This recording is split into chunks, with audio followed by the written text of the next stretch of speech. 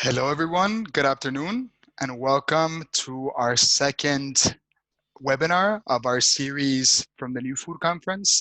So today we're looking at alternative protein startups and opportunities and challenges in the face of COVID-19. So my name is Alan Ramos, and I'm the Program and Startup Coordinator at the ProVeg Incubator, and I'll be moderating the event today. On the panel for today, we have a list of distinguished guests. So we'll start off with one of our own, Albrecht Wolfmeyer, and he's the head of the incubator here at ProVeg. We're also joined by Fabio Zinzen from NX Food, and then Jose Luis Cabañero as well from EDouble Adventures, my mistake. So today what we'll be looking at is we'll be talking about the opportunities and challenges in the face of COVID-19 for alternative protein startups. So just quickly, the way that our agenda will look like, we'll first start off with a short introduction from our speakers, and then afterwards we'll open up the discussion. We'll talk about a few of the pressing questions that some of the startups are facing during these challenging times.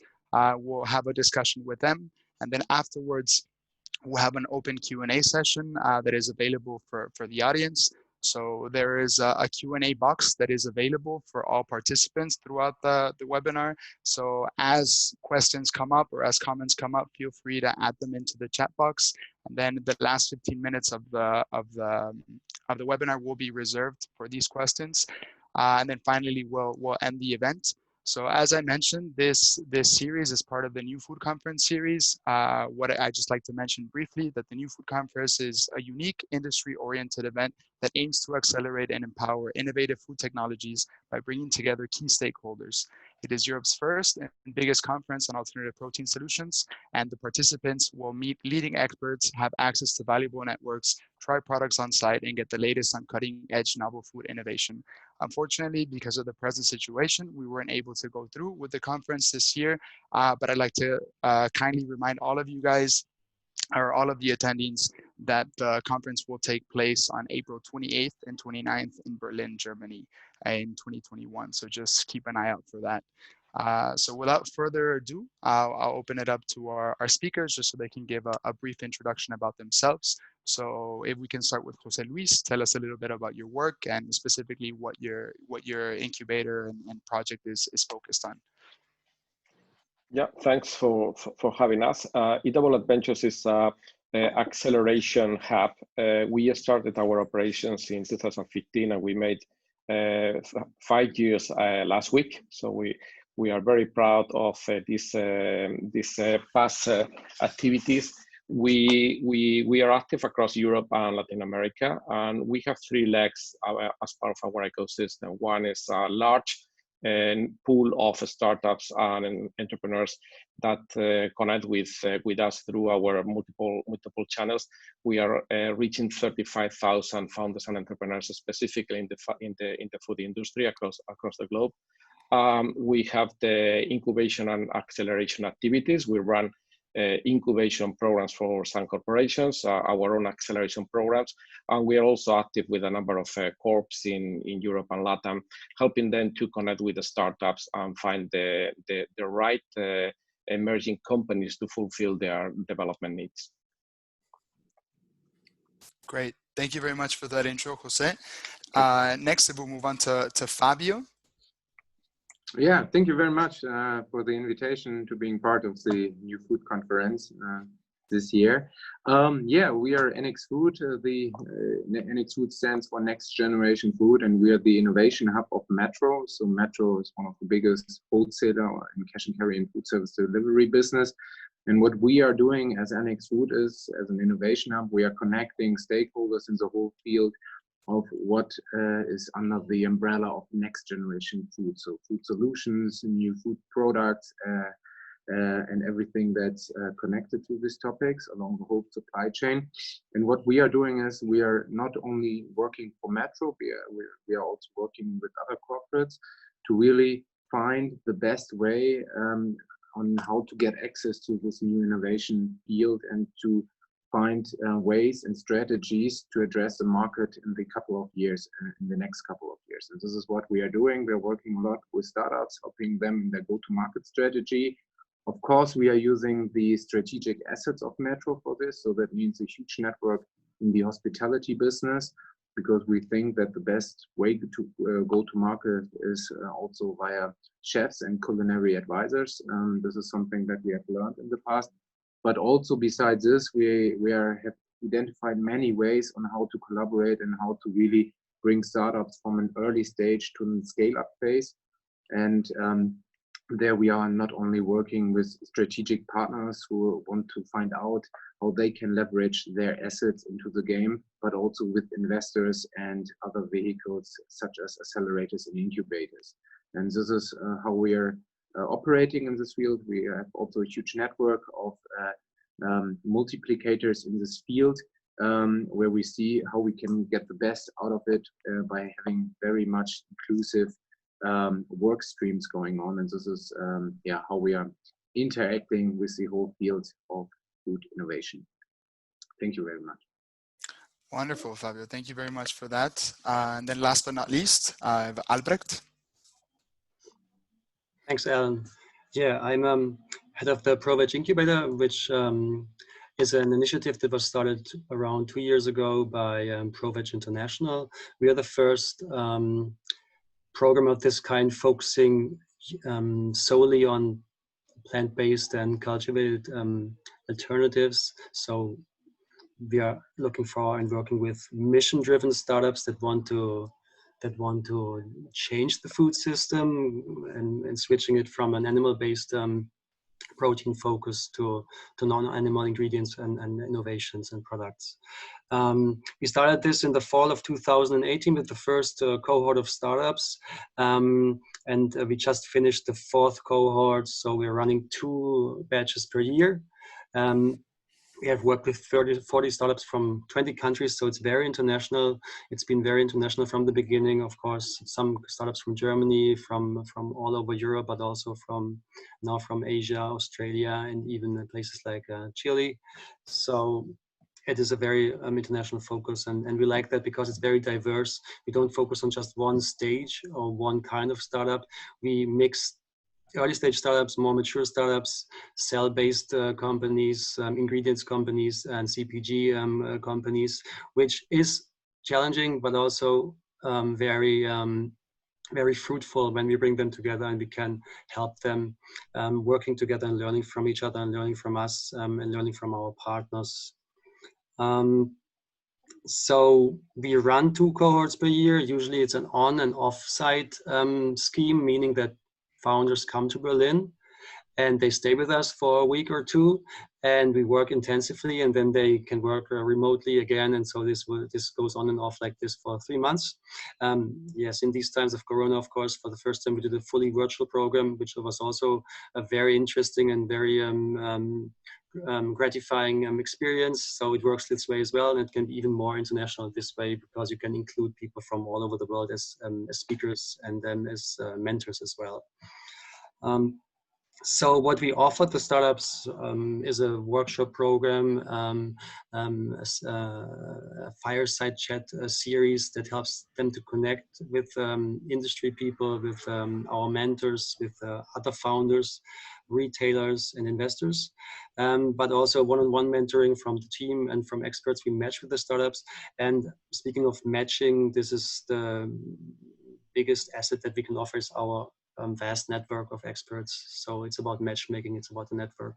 Apart from that, we offer a grant of 20,000 euro to each startup that we accept, and we give them the opportunity, if everything works out and it is as promising as both sides have been thinking, we can offer a funding of up to 180,000 at the end of the program.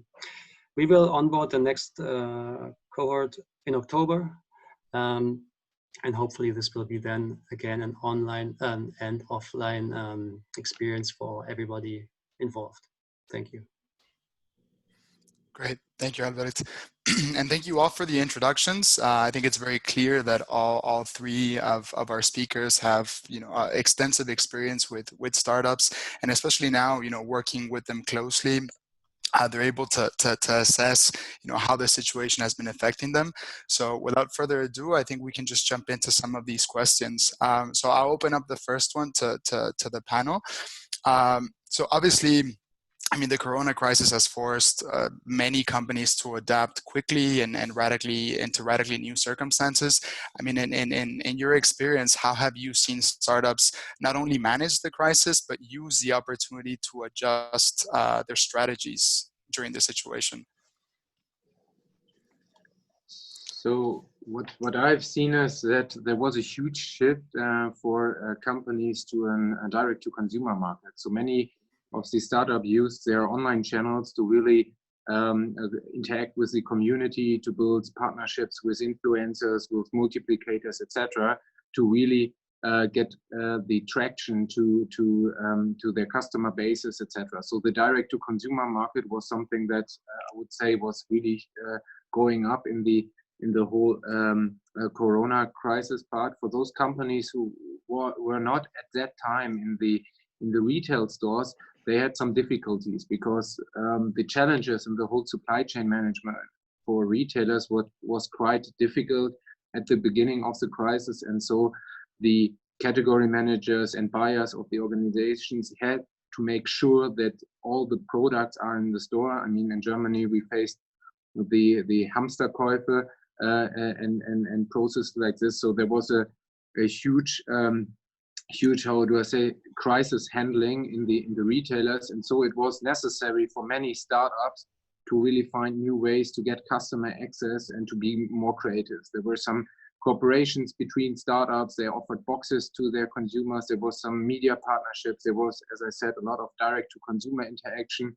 And what we have also seen is that the whole online grocery market made a huge jump, especially in Germany. There were times you could not order something on the online food providers in Germany because all the slots where you can get your products, they were already fully booked. And so you have seen this kind of shift in the whole market. And this is something that was quite obvious during that time. So I would say many of the companies, they used the time to really work on their online performance, their digital performance, and to also find creative and alternative ways to address the consumer and to bring culinary diversity into the households, because this was something that is absolutely necessary, and what we have also seen in all the meal curation apps, I would say, that help consumers to really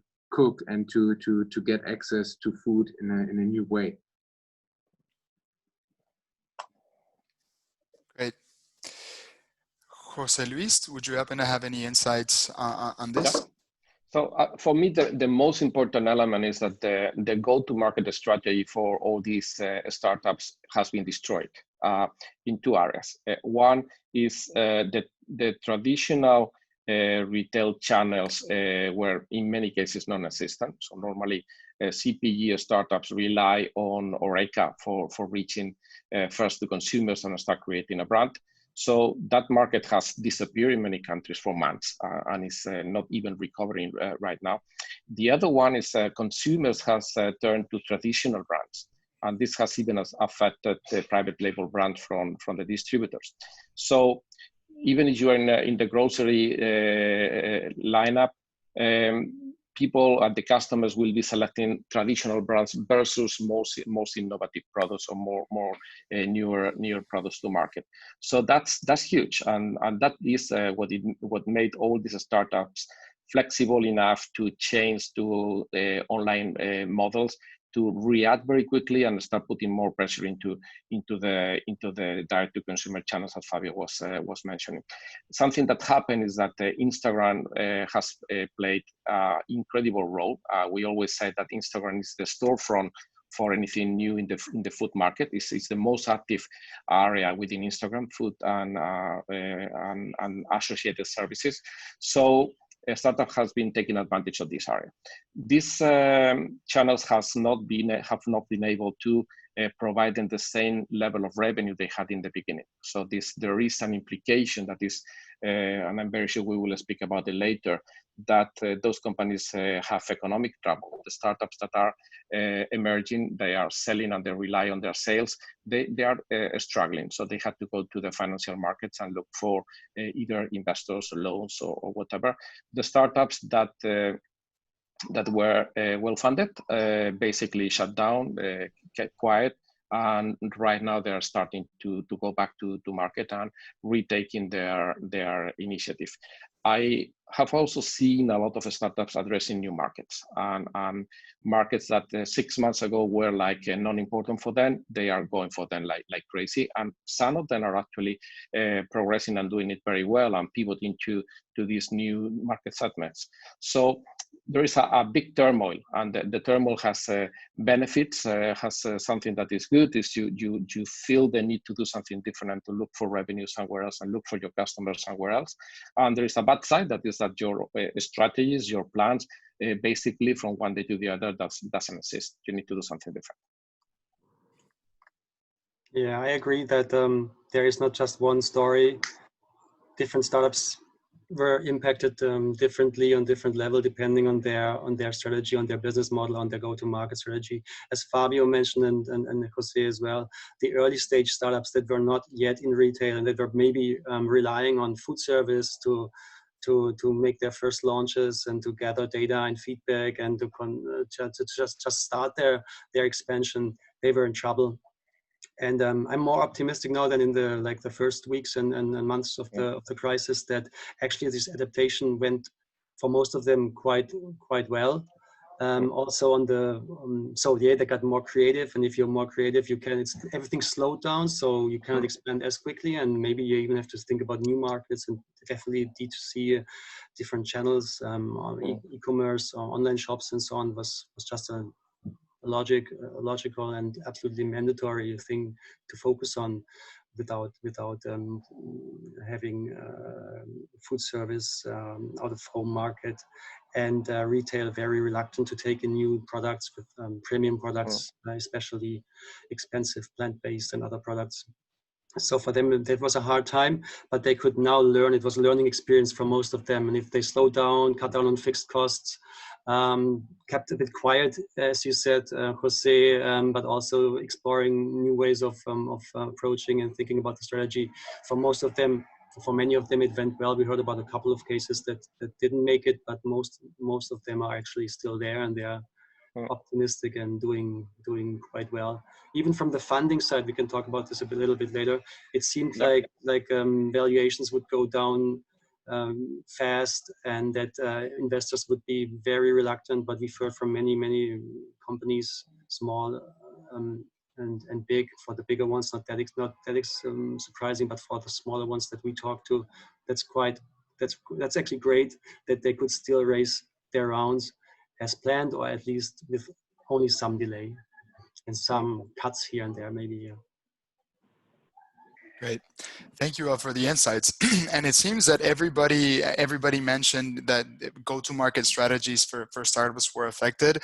Jose, what do you think are some of the effects of this in the short term, but also in the long term, moving forward, in terms of strategies for startups? Some of the startups has had to completely shut down their operations because they basically had literally no clients. So those startups basically went to hibernate, and I feel like they will do very well as soon as they recover operations, because they reduce expenditure to a really minimum. Some others that were relying on consumer revenue really struggle. So what we have seen appearing in the market are first, new channels. We have starting to see smart vending coming super strong. We have seen like 10 projects in the last 3 or 4 months. Smart retailing, micro markets are also coming very strong to the market. So startups doesn't want to rely on a grocery being open, accepting products or not. They want to have their own solution to reach consumers. The office market, I believe that as soon as office retake normal activity, will be an important place for startups and CPGs in this market. And we have also seen competitors aligning and getting together to create distribution networks and to reach the market in a more efficient way. What is very positive. I don't know how long that will stand for, because obviously there is a competition edge in there, but creativity is out there, and the flexibility to partner and to connect with other companies that are in the same position is demonstrating that it's very powerful. So I truly positive on a few of these initiatives to get a strong market momentum in the coming months. Great. And earlier, Albert was mentioning a bit about the funding and what the situation looks like there. Fabio, in your experience, how have you seen investment strategies been impacted by the situation? Yeah, at the beginning, it was quite a shock moment, as Albert also mentioned. So all the investment processes that were a bit slowed down, as everybody was, or everything was a bit slowing down. And I would say that in general, and this is something that you can see, the digital solutions and digital concepts that were benefiting from the crisis somehow, because it shows now that there are tools and not some gimmicks anymore. They were also benefiting a lot from the investments in that time. So digital got a huge shift in these days, and also the necessity for some digital solutions were now becoming more obvious again. And this was something that was quite interesting to see.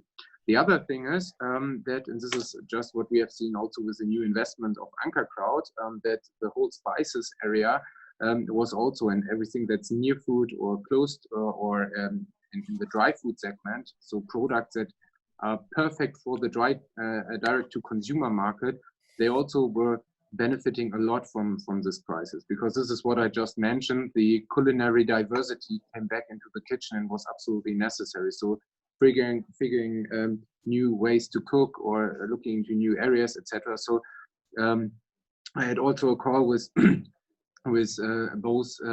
both founders of Ankerkraut and also Just Spices, and they just said that this time was really incredible for them, and this is something what you have also seen in the long term, that some investors are looking more and more in this area. The whole alternative protein market was also benefiting a lot from this crisis, I would say, because of longer best before dates. So this was also something, and of course the whole question about the efficiency of our supply chain became more relevant. In Germany, you had also some huge discussions about some meat producers that came up at that time, that showed again that this industry is more than how do I say, it needs to have a huge shift to become not only more efficient but also more sustainable and in many ways. And this is something that came out also very, very obvious. So the whole thing of resource allocation, and product allocation got also in new shift, and also in a much more important investment focus now. So these are the things that I would point out. So digital solutions, again, the direct to consumer brands, especially in the dry and near food sector, because they are for fulfillment services very, very good to use. And the third thing is everything, and this is what the session today is about, the alternative protein sector. Not only because the resource allocation topic, but also about the product, how do I say, the product skills, or everything that the product itself makes relevant. Yeah. I would also say that they actually can get a boost from this in the mid run, or in the long term, midterm or long term, the alternative protein industry, this nascent industry, because consumers will focus more on safety, on sustainability, on health, and this is now rather connected to these kind of innovations than to the, I call it, the old industry. And these problems in the meat packing industry, they showed that there is definitely a need for change, also in their processing and their way of how they're set up. And then coming back to the funding, it is good to see that a lot of companies that were in the place or in the space already have received additional funding, like something amazing, of which is not that surprising that Impossible Foods raised 500 million during that time, and Memphis Meats, the first, or like a pioneer in cell egg, they raised 161 during that time. So there's definitely a huge enthusiasm still about these innovations in plant-based and cell-based meat alternatives. But also smaller companies like Good Catch and Luna Lu in the fish alternative sector received or raised new rounds just at the peak of the Corona crisis. But still, these are like also already like advanced startups. But I think also of a couple of ones that we know that we work with, which are usually early stage startups, and some of them even with like regular snack products or desserts and so on, they finally managed to raise their first round, pre-seed or seed round. So it is possible if you get the right product, the right team, and are creative, and you are resilient, if you want to use that term, which is a quite useful one, I think, in this context. So in our case, we were running starting 6 fundraising programs before coronavirus. We got scared and we had to stop one of them because that was the last one to be launched. So we stopped it, and it's something that we will retake in September. But the other 5, one of them was stalled because investors didn't trust. It was a restaurant business. So basically, the investors didn't trust on that market. The other 4 got over 3.5 million in funding aggregated. So 3 of them were seed funding in the range of 500K, and the rest was for one of our established companies that is entering Series B. So we were quite amazed by how investors react. We were expecting them to withdraw from their commitments, but totally the opposite. Many of them decided to increase their support to these companies. And even literally today, we are receiving investors' calls asking for projects to support. I believe that the reason is that the financial markets are very strange. The return that the investors are getting, specifically business angels, are not very strong. So they decide to go and support startups because they believe that in the longer run, they will have a much better return. Great. Thank you. I mean, it seems that the investment hasn't shied away even during these uncertain times, and people have still been quite active on the investment space. But is there any alternative ways that you would recommend, for example, Albrecht, or resources that could really help ramp up or allow startups to move faster in complementation to VC funding, for example, or angel funding? Yes, of course, crowdfunding comes to mind. It doesn't replace any seed round or VC capital that you will use or that you will need at a later stage. But it's like the D2C channels that people have built. You have to be creative, and if you have to slow down a little bit, and you start a crowdfunding campaign, and at the same time you do the D2C strategy, and you build your community, and you get direct feedback from your first consumers or from the first customers that you can build on, and they will also be very, very faithful customers and brand ambassadors, and they will also probably support crowdfunding campaigns. So for smaller and early stage startups, that was definitely a good way to go and to think about if you cannot raise money in other ways. And then there's, of course, us, the incubators and accelerators, that have become more important as financial partners than before. When before you could maybe see that there was so much money around and everybody was more or less ready to invest in the alternative protein space. A little bit exaggerating, but yes, there is a lot of enthusiasm, a lot of excitement out there. And there was it wasn't as bad as we thought, but still, of course, you don't know where it's going, and probably it's not as easy as it was.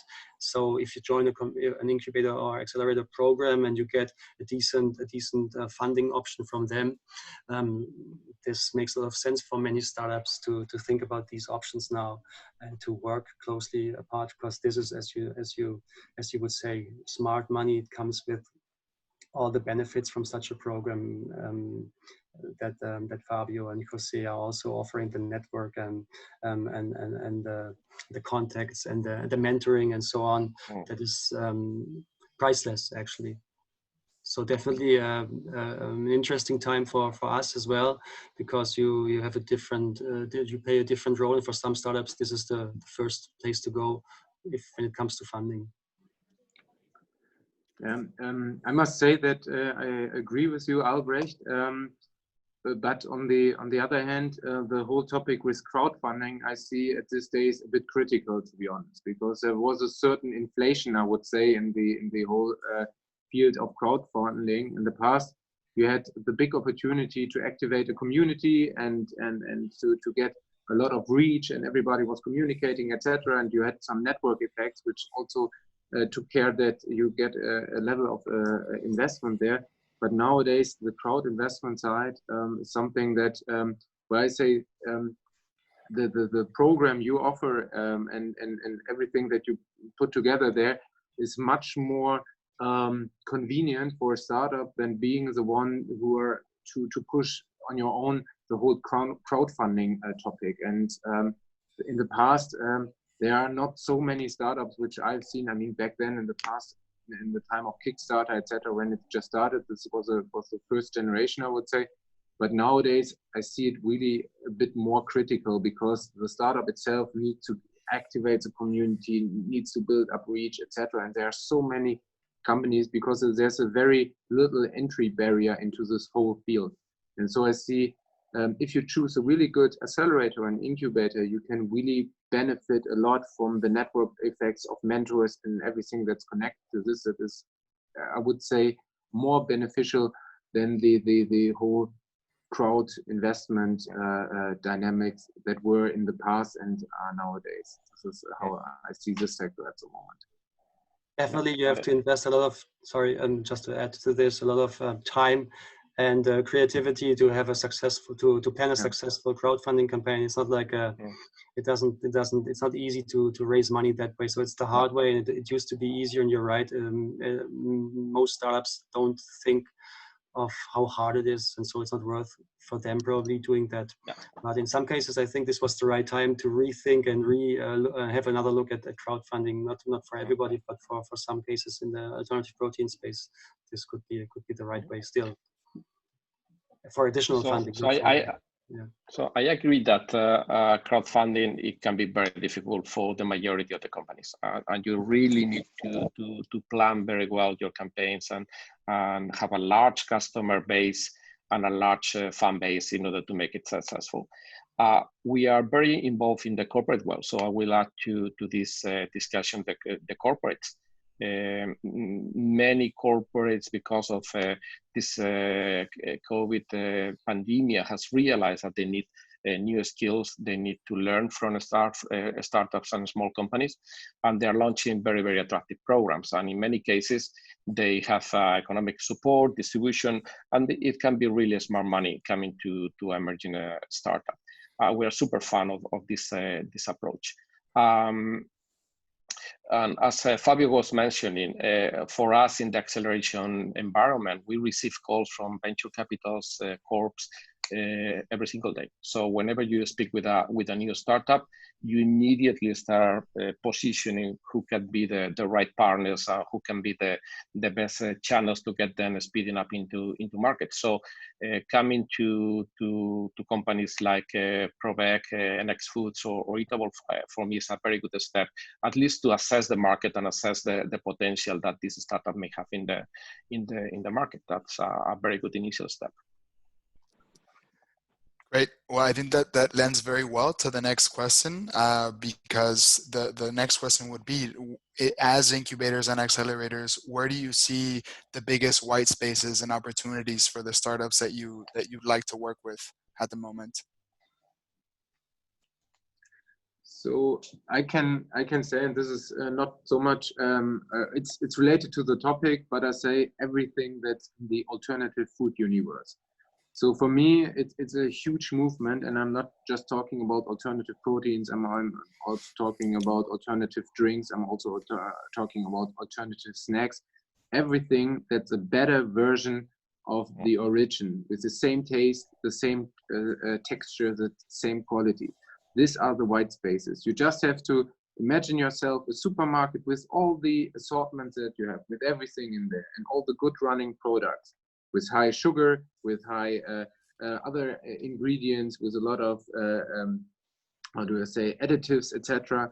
And now you have just to imagine that the shift and the movement that we see at the moment is a movement to an alternative food universe, where everything is much better, but with the same characteristic the proven product has already. And then you really can identify the products. If you are looking at the alternative dairy sector, for example, there are so many opportunities which are not still covered by players in the market. And this is something where I see that you have a lot of sweet spot that you can really target and to go deep into it. As I said, you just have to go to the supermarket, identify the products which are really running fast, yeah, and then you have to see, okay, what kind of characteristics does this product have, which are not so good? Let's do a better one. And then, of course, the end game is to be also a good brand, to really play the brand game, because not just being an innovative alternative or a functional alternative or a healthy alternative, then you really need to make a lot of noise, let's say it like this, that the people really recognize you and that they see, okay, the abilities here. But as I said, the white spots are in this whole new alternative food universe, which is there. I may come from more from the product and ingredients side, or the animals that are hot, if you like. There's a lot of white space that we see in the alternative protein universe. That is, of course, fish and seafood, because there's not too many companies working on it compared to meat alternatives to all these different things that we've been seeing for a couple of years. So fish and seafood, and then there's egg replacements, egg white, or the whole egg that needs to be addressed. There's a need for that because of the unsustainable way we produce, and also unhealthy ways in some countries we produce these. And then coming from the egg to the actual chicken, chicken meat is definitely there's a white space. So chicken is one of the things we're looking out for. Chicken, plant-based chicken, because this is the animal that is actually consumed the most all over the planet.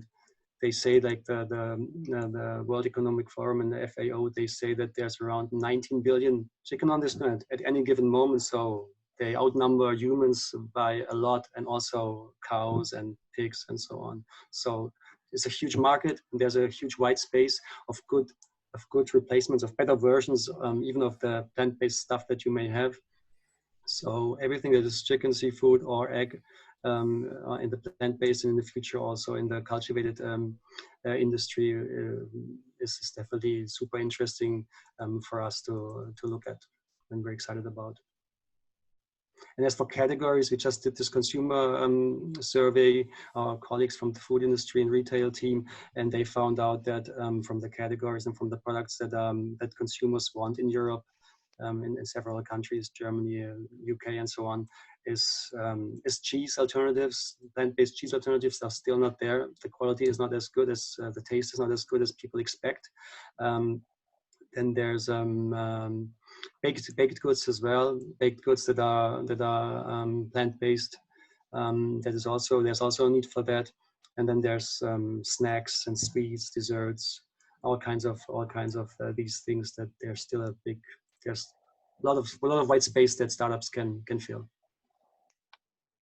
So for us in the plant-based space, there is a great activity. We are putting a lot of interest, talking about white spaces, we are putting a lot of interest into fermentation these days in two areas. One is improve versions of products, like functional benefits to existing products, and also the creation of proteins and the creation of colorants, flavor enhancers, etc., through bacterial fermentation. We think that there is a huge market opportunity out there. It's a great way to produce food in a way that is not impacting the environment, and it's actually reducing CO2 in many cases. Algae-based fermentation as well is super interesting for us, especially for countries with a high culture on seafood products and very close to the sea. And I believe that those areas is where we are starting to see a few projects at the moment, but very promising. Companies' enterprise valuation for these startups are skyrocketing these days. So getting the right technology, getting the right intellectual property, getting the right machinery in place is an amazing way to get into this emerging market. Great, thank you for that, Jose Luis. So as we see, I mean, there's plenty of white space, and each of you had different insights as to what you guys are looking for in companies. But the reality is also that there's still quite a lot of uncertainty going around these days, and startups are forced to be resilient and creative, as we've already mentioned plenty of times. So what advice would you give to a startup that's planning to launch, looking to launch now? You know, given these white spaces, but also given the uncertainties that are still persisting.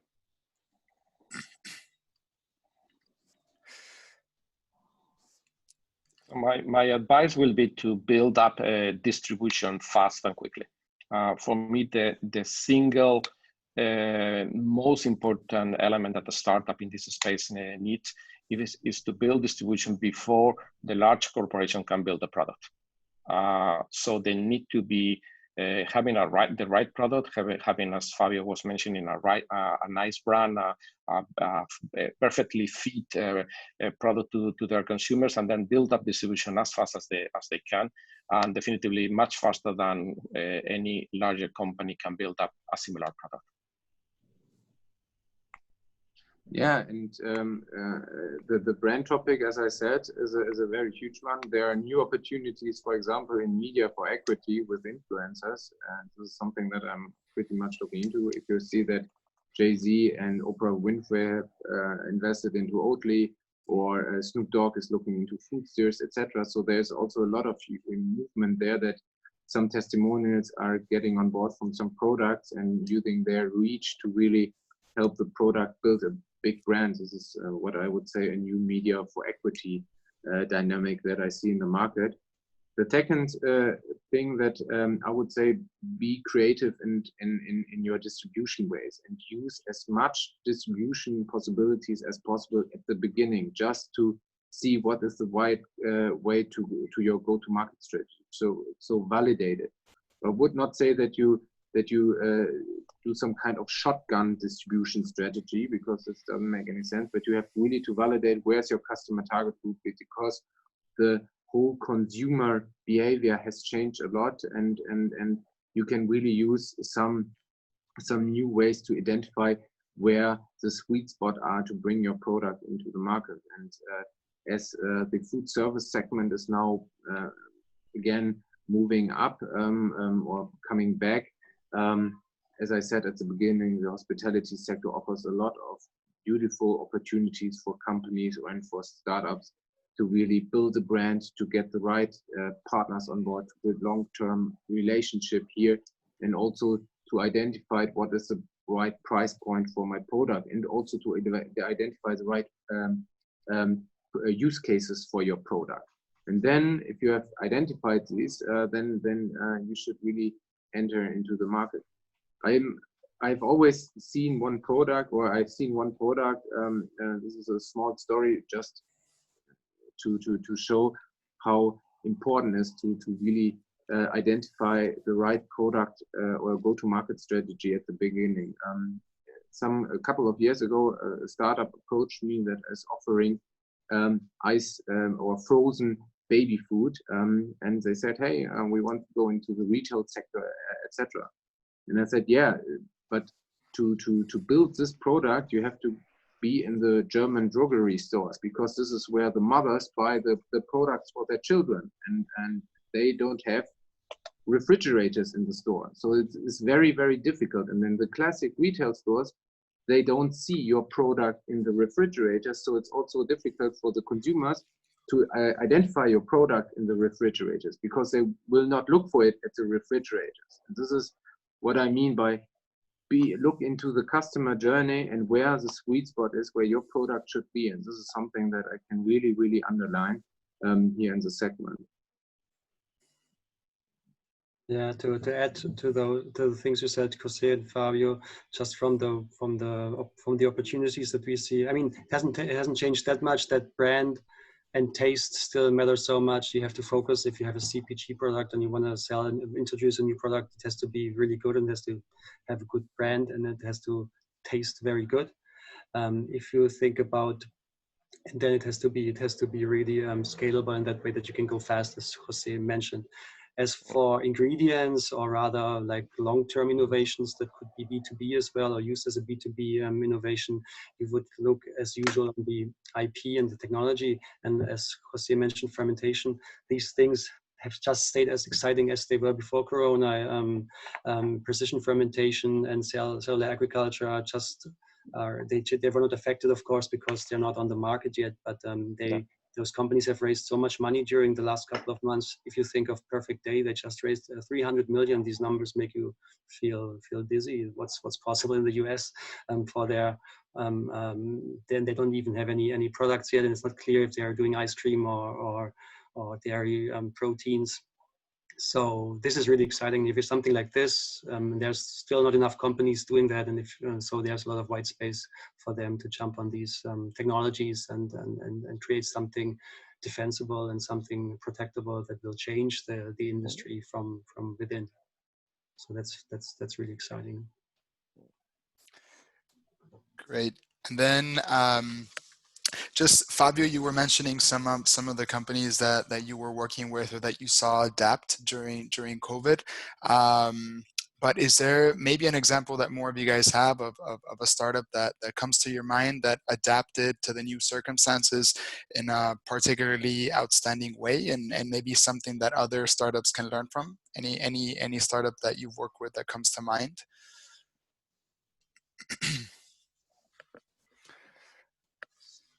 Yeah, so not a particular one. The ones that I just mentioned are the ones that just ramped up their online streams a lot, because the product was ideal for the situation. And of course, if you say startup in general, I mean, it counts for all the digital solutions, subscription boxes, etc. I mean, they were benefiting a lot from it. All the digital apps the ones that we see, Kitchen Stories and so on, they also were benefiting a lot from this crisis. This is something that we have definitely seen. But in a particular one in the alternative protein field, I've talked to a lot of alternative protein corporates. They said that it was amazing for them. So this is something that I can really see, but there was not a creative way to bring their product to the market. So there's not one where I would say this was really a huge one. Of course, as I said, the ones that use the new ways now to for example, they brought themselves together to bring boxes to the market, but I cannot name a particular one that was now being a lot or really creative to bring the product to the market. Makes sense. Is there any insights that either Jose or Albert wanna add? I think Maybe no, maybe. Please, yeah. I mentioned already some competitive startups joining together for reaching or creating distribution and reaching point of sales. I believe that is very creative, but as I said before, I think it's very tough to sustain after the big crisis disappeared. Other than that, we have seen real pivots from many companies jump into totally different products or market segments, basically because their target and core segment was disappearing in terms of commercial availability.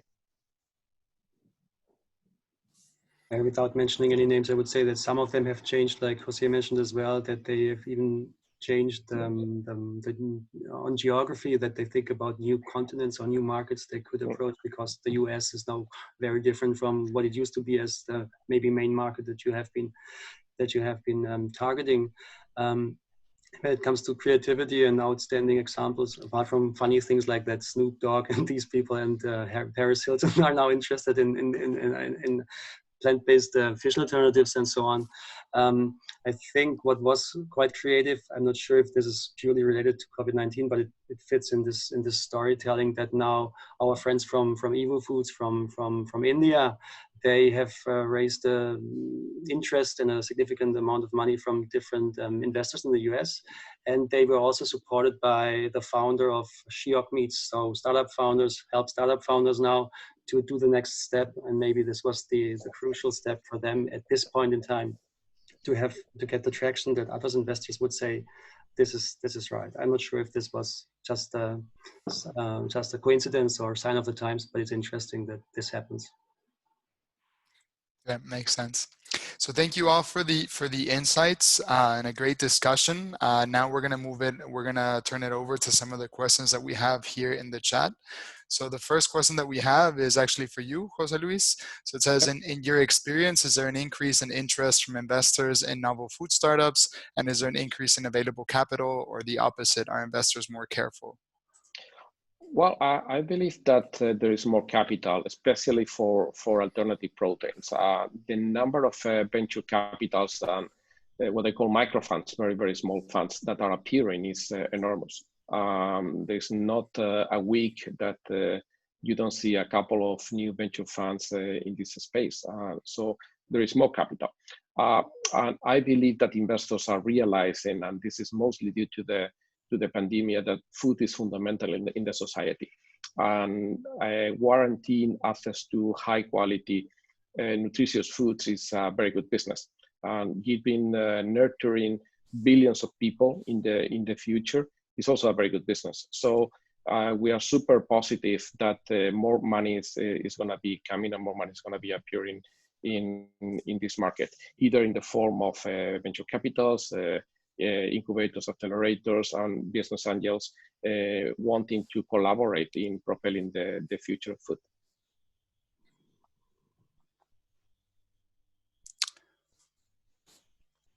Okay.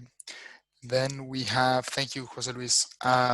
We have another one. I think we touched on it a little bit, or quite a bit, but it's, did B2B companies get affected differently than B2C during this situation? I mean, the whole supply chain was affected a lot by the whole crisis. So it came really from the production and processing companies to final products. So the whole industry was affected pretty much by it. I think that if we are talking about B2B companies, so marketplaces and wherever, they also needed to see, okay, that all the suppliers and everybody else is getting their operations done. So this was really a whole process, because you have, for example, lockdowns were there, that no workers were in the production anymore, etc. And so that you really get the whole supply chain ongoing. So this is something that was absolutely necessary. I know some processors that had really big difficulties because the suppliers had a lockdown, and so they get the product. And I saw also other processors which say, this is amazing, we have put so much money in a good supplier relationship. Yeah, we helped our suppliers to grow, etc., so that we have a totally different relation here, and that they were still there even in the crisis, because they said, okay, you were the ones when we were really small, you helped us to grow, we grow with you. So the partnership between, or in the whole network of the supply chain was extremely important these days. So that is something that I took from some discussions with players, that they said now it was really now it came really out how much or how much worth a good relation to your suppliers, not only always price negotiations, etc., but that you always have the same goal in mind and that you are looking for it. And this is something that I really can take, that this is that you always have to think in a network thought when you are thinking about your product and everything else. Yeah.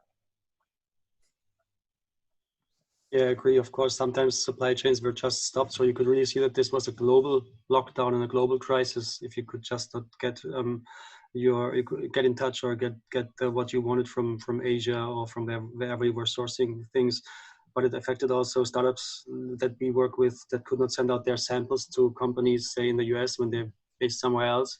So it was hard to visit B2B business partners to get to the next step of the partnership and so on. These are problems that just occurred on the way. But in general, I would say, as mentioned before, people working with startups working in the on the B2B side on technology like fermentation, they were not affected. They could not affected as much. They could just keep working on their thing for the time being, because of retail and food service did not have an impact on them yet.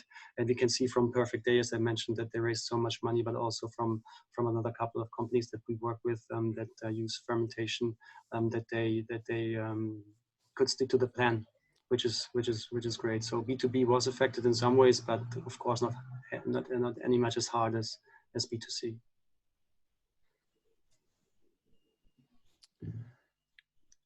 Great, thank you very much. Yeah, so it seems we're almost here out of time.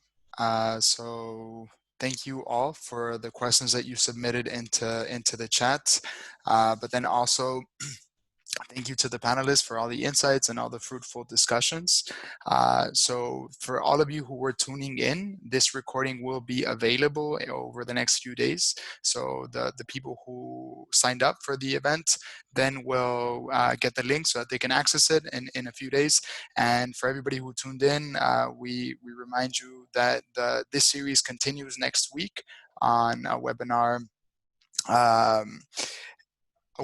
on cultured meats and cultured food. And if you have any additional questions, we can get them answered afterwards as well. So thank you all for your time, and thank you for tuning in, and have a nice day to everyone. Thank you very much. Thank you. Thank you. Thank you. Bye-bye. Thanks, Jose. Thanks, Fabio. Thanks, Alan.